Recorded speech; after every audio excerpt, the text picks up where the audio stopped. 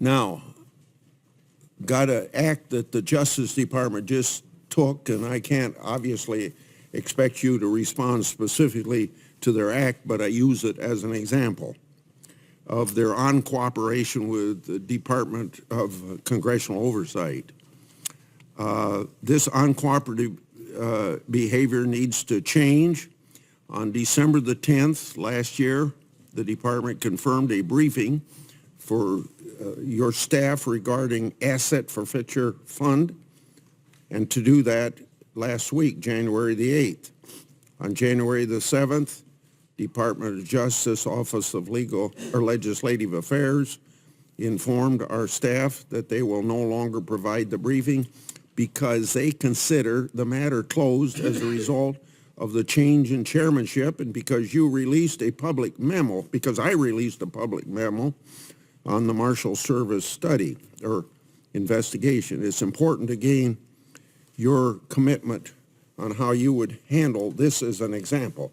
Let me explain how ridiculous it is to get somebody in this administration saying that they don't have to answer if you aren't chairman of a committee. We went through this in January, the first month this president was in office, when he said, or he put out a memo, we aren't going to answer any oversight except for chairman of committees.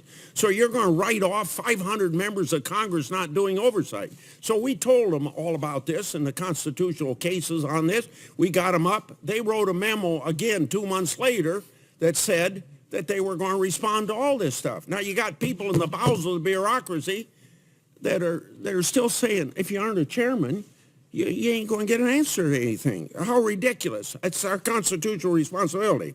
So then I laid out, I'll give you an example. I sent the Justice Department a classified letter regarding information acquired from the Justice Department Inspector General report on the Clinton investigation. The department ought to answer for what the Inspector General has found, but I haven't heard a peep, not a peep, on that yet. On December the 10th, the Justice Department, well, I'm repeating here. So the question is, do you understand that if you're confirmed, you have an obligation to ensure the Justice Department, and particularly the FBI is a problem, respond to congressional inquiries and to do it in a timely manner? Absolutely, Senator. Do you understand that this obligation applies regardless of whether you're a member of Congress or a committee chairman? Yes, Senator. You and Senator Leahy, I think, are the only members of the committee now who were here 27 years ago when I was first confirmed. But I think you will recall that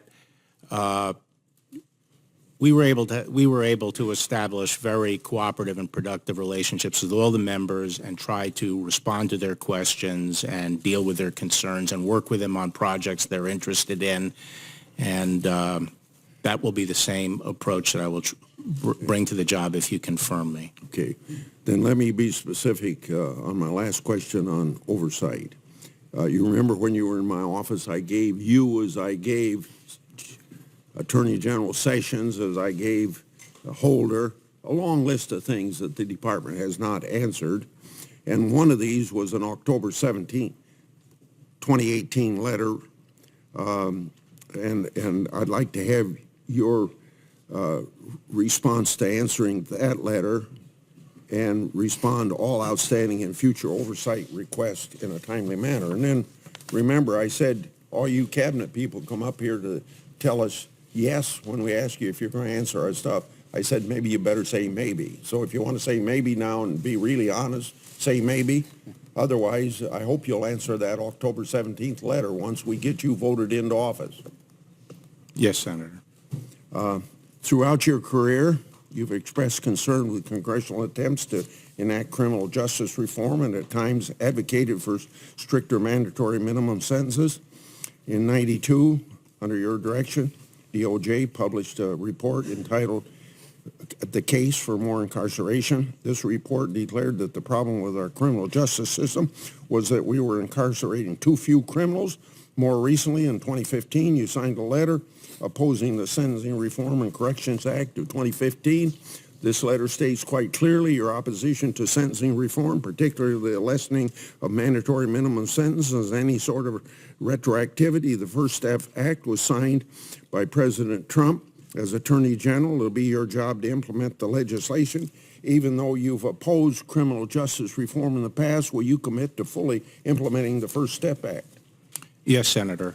But, in 1992, when I was Attorney General, the violent crime rates were the highest in American history. The sentences were extremely short.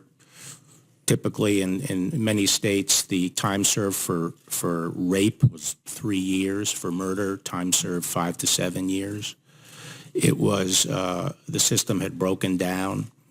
And I think through a series of administrations, Reagan, Bush, and Clinton, the laws were changed, and we targeted chronic violent offenders, especially those using guns.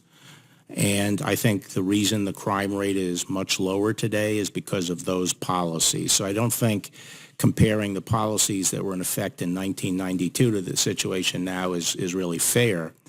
And I think, and I've said, that right now we have greater regularity in sentencing.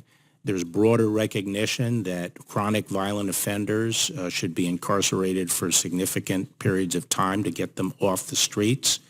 And I think the time was right to take stock and make changes to our penal system based on current experience. So I have no problem with the approach of reforming the sentencing structure.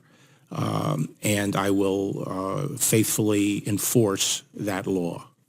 Don't take it personal if I raise my voice to you. I'm not mad at you. If I were you, I'd answer his letters just as for the